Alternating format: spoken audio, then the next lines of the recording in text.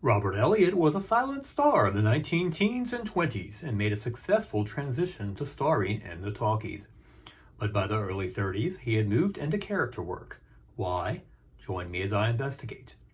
Robert Elliott was born Richard Robert Elliott in 1879 in Columbus, Ohio, to William and Margaret Elliott, who, according to Find a Grave, were Irish immigrants. I could not find any information about Robert's early life, but he must have become interested in acting at a young age and could have acted as a child or a teenager.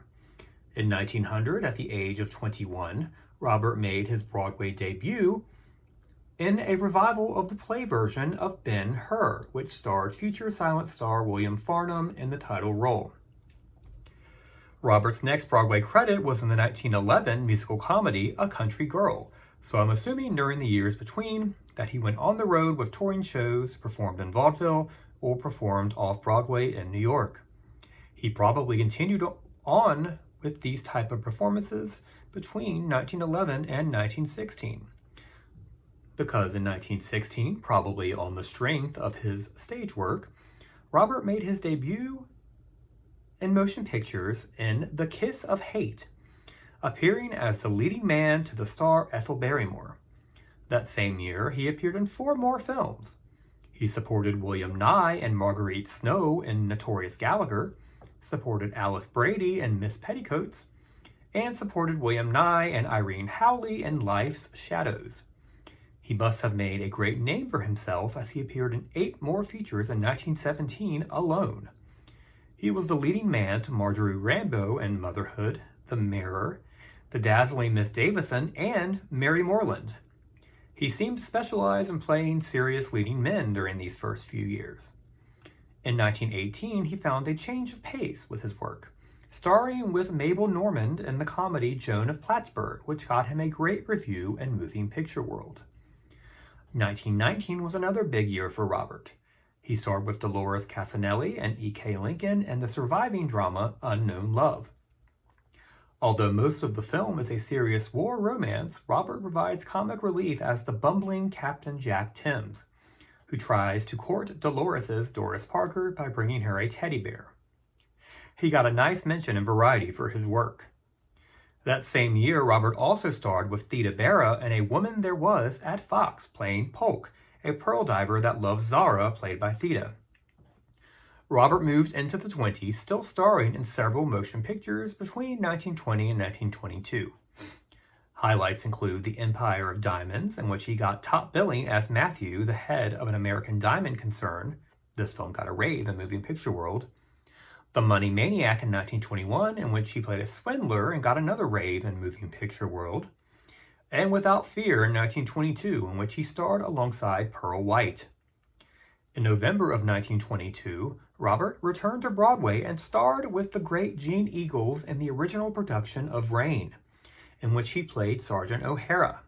The play was a smash hit and ran for 608 performances from 1922 to 1924, before closing and reopening, running for another 96 performances at the end of 1924. Not only was it a commercial hit, but the play was a critical one, winning Robert a glowing review in Variety. After the play closed in 1924, I'm assuming that Robert either took it on the road, reprising his part, and then found other stage opportunities, or found other stage opportunities in general, because he did not return to the screen until 1928. We do know that he starred in the hit drama Broadway on the stage in the West Coast around 1927. After 2 more supporting parts, Robert starred with Colin Landis, Helene Costello, Gladys Brockwell, and Wheeler Oakman in the very first full-length talkie ever produced, Lights of New York at Warner Brothers in 1928. Robert played Detective Crosby, a tough-as-nails cop investigating a murder, a niche that Robert would find fit him like a glove for the remainder of his career. While the film was a little creaky and awkward, after all, it was the first full talkie ever made, and everyone involved in the cast and crew was definitely still getting their feet wet, the performances are great, including Robert's. Robert, along with Gladys Brockwell, got a rave in Variety, who wrote that the movie has a standout firstly in Gladys Brockwell, and second, Robert Elliott as a detective. Elliott played the detective exactly as he had done the same role in the Pacific Coast Stage Company of Broadway.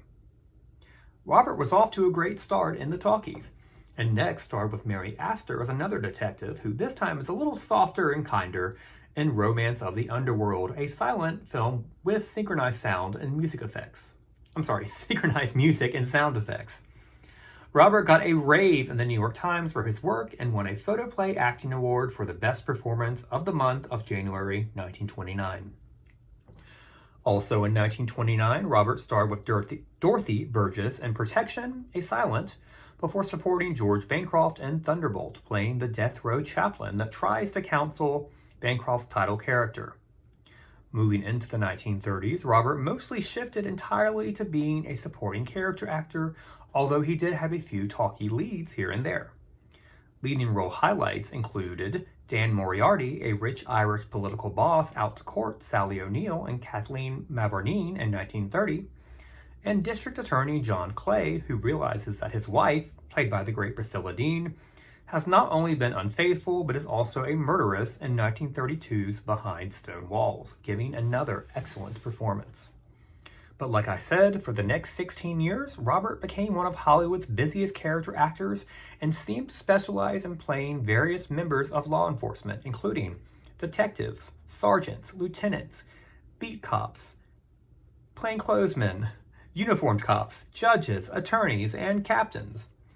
Highlights included Police Chief O'Grady out to get James Cagney in The Doorway to Hell in 1930, Detective Dundee investigating Ricardo Cortez and B.B. Daniels in the original Maltese Falcon in 1931, Inspector McKinney, who is out to get Nancy Carroll and Jack Benny in Transatlantic Merry-Go-Round in 1934, Captain Falconer, who detains an angry Anne Southern in Trade Winds in 1938, Chief Inspector Webster, who receives some unsolicited assistance from George Sanders' title Private Eye in The Saint Strikes Back in 1939, a detective after James Cagney yet again in The Roaring Twenties in 1939, a police sergeant who detains Janet Blair much to Rosalind Russell's chagrin in My Sister Eileen in 1942, and finally Judge Morton, who encounters William Boyd's Hopalong Cassidy in the western The Devil's Playground in 1946, which was his final film.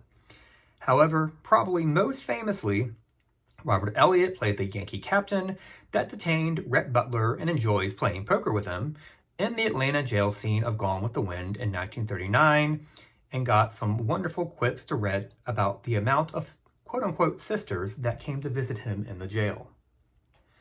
I couldn't find much information about Robert's life after his retirement in 1946, but I'm assuming he enjoyed time with his wife, Ruth Thorpe, who he had married in 1920. Robert Elliott passed away in 1951 at the age of 72. So we are left with the question, why did Robert Elliott slip into character work after successfully making the transition to starring in the Talkies? Well, like several of his peers, I think his older age may have been the contributing factor here. However, Robert had pretty much been a character actor from the beginning, and his starring roles were actually fewer than his supporting ones throughout his career, silent and talkie. But he was one of the best character actors of Broadway and Hollywood, winning glowing reviews for each and every film and play that I could find. When the Talkies hit, this continued, and his gravelly voice and rough exterior made him a perfect foil to countless numbers of gangsters, robbers, kidnappers, malls, and other various crooks and underworld figures that he encountered in all of his films. If I were to write a biography of Robert's life, I'd entitle it Hollywood's Favorite Detective. Like all silent stars, the majority of his silent work is lost, unfortunately, but we are fortunate to have Unknown Love from 1919 available to watch on archive.org, and Romance of the Underworld from 1929 available to watch on YouTube. You can also find dozens of his talkie films on YouTube as well. I recommend Lights of New York, Transatlantic Merry-Go-Round, Trade Winds, and The Devil's Playground. Robert Elliott was one of the finest actors that ever graced the Broadway stage or the silver screen. What a talent, what a legend. I must thank my sources for this episode, IMDb, Find a Grave, the Internet Broadway Database, and archive.org for their digitization of variety and moving picture world. Please like and subscribe or follow this account if you want to learn more about the history of silent film stars whose stardom lasted only briefly in the talkies. Up next, join me as I cover the silent and talky career of Eleanor Fair. Thank you so much for joining me. Enjoy the rest of your weekend.